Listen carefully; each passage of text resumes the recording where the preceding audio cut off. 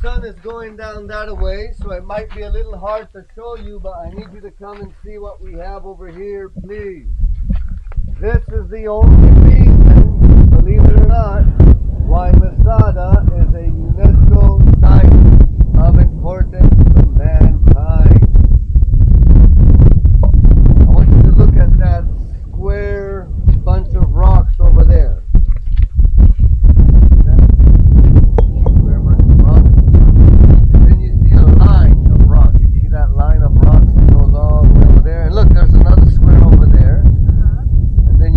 Across from the parking lot there's a huge square, and then down by the cable cart there's a square that has been reconstructed. First of all, yes, that was the wall. That is what we call a siege wall. It wasn't very high, and the whole purpose of that wall, it was actually a statement. It was made so the people up here would see it.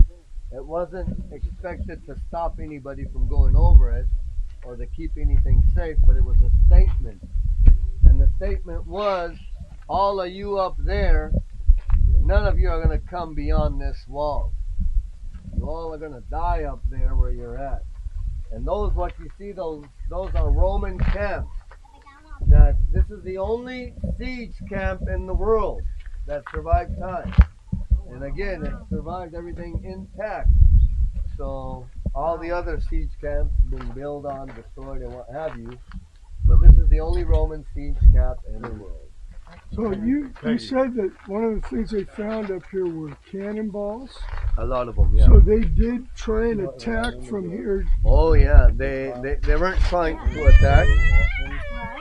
It's okay, we all bounced back at that age. And they were giving cover fire for the workers who were building the ramp. So was it like a catapult that fired them, or they had like bows and arrows? No, I'm talking about a watermelon. Yeah. And the smallest one is a baseball. You're talking about a catapult, right? Yeah. Exactly. I mean, I'm guessing they had dozens of them all around here. They had enough ammunition to fire this place 24/7. And what it was cover fire while they were doing the ramp. Israel doesn't have a shortage of rocks.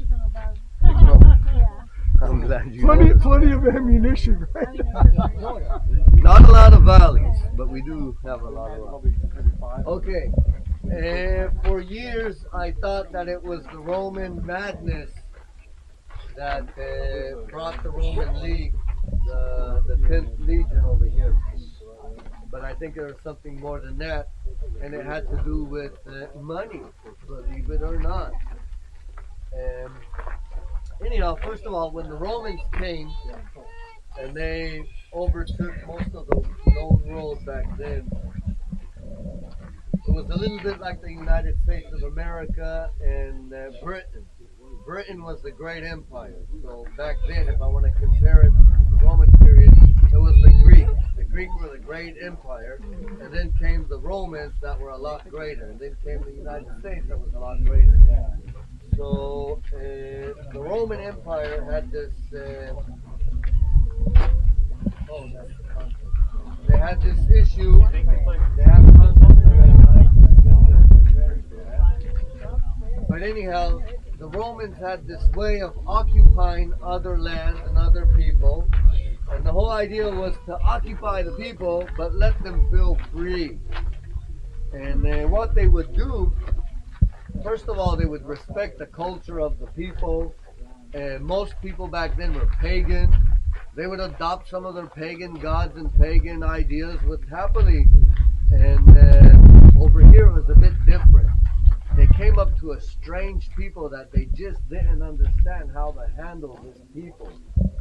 And why do you not eat pork? We are Mormons and we love to have our pork with our pork kebab with our spaghetti. What's the problem? Why can't we find no pigs over here, for crying out loud? And what is the deal with this not working on the Sabbath? We're losing a lot of money for this not working on the Sabbath. And a lot of things just didn't work out with the Roman. Why can't you sacrifice to Caesar as God like everybody else does?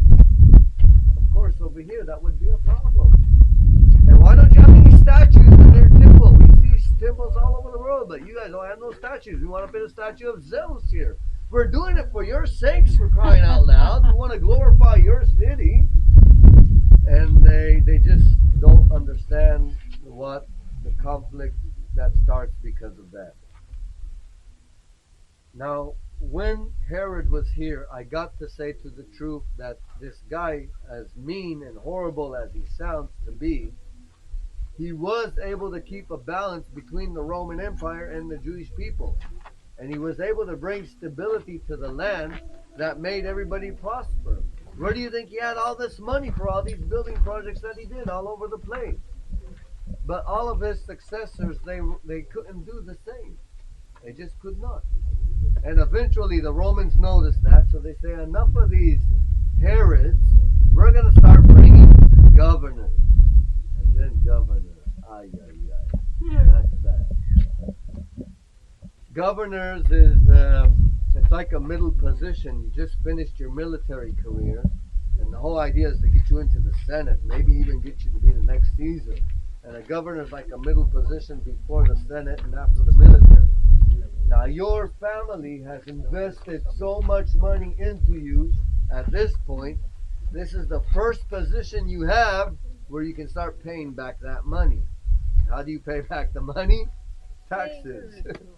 Every governor, every new governor has new taxes. Okay, this is what Rome gets, this is what I get. And the idea was that Rome wants to come and occupy you but let you feel free. And the idea is we're gonna come, we're gonna have infrastructures for you, we're gonna expose you to a market. You can be part of this market as well. 4:30. We still have an half an hour. So anyhow, we're going to expose you to this market. You can have infrastructure. We could have this one new world order with one currency. It's a good thing we don't think about that today. It's a good thing we learned from our mistakes. So eventually it didn't work out, and it came to a point where the governor was like, okay, I'm here to serve the people. We're going to bring you running water. We're going to bring all this technology that you could use as well for free. But you know, the maintenance is supposed to come from the tax money. But you know what? There's a whole bunch of money in the temple. And that's a tax too. You say it's a temple tax, so that should pay for the infrastructure. And that was the straw that broke the camel's back. When that started happening, that was it. The Jews were like, no, enough, that's it. We're ready, willing to die and not see that happen. And it doesn't make sense where a little tribe would go up against an empire. But that's what happened with the Hasmoneans when they went against the Greeks. So I thought they had a chance, but they did not. So anyhow, Josephus and Titus and his father Flavius, they come down here, they start destroying the whole land. The Jews run over here. They already witnessed the destruction of the temple, and they're hoping to just wait out the war. But the Romans come all the way over here. I used to think and say, well, I guess the Romans have to make an example of you if you dare to rebel, so other people don't think the same. That was one of them. The other thing was all that salt that we just passed by. It was salt was actually very, very important in days of old. Salt was medicine, salt was flavor, salt was refrigeration as well. Salt is how they paid their soldiers with, and that's where we get the word salary from. They paid them in salt because salt was so valuable. And over here there's a whole bunch of salt, and there's a road that goes down to Gaza, and they didn't want any Jews being on that trade route with all that salt. And that was another reason why they had to get rid of Messiah. Anything? Question?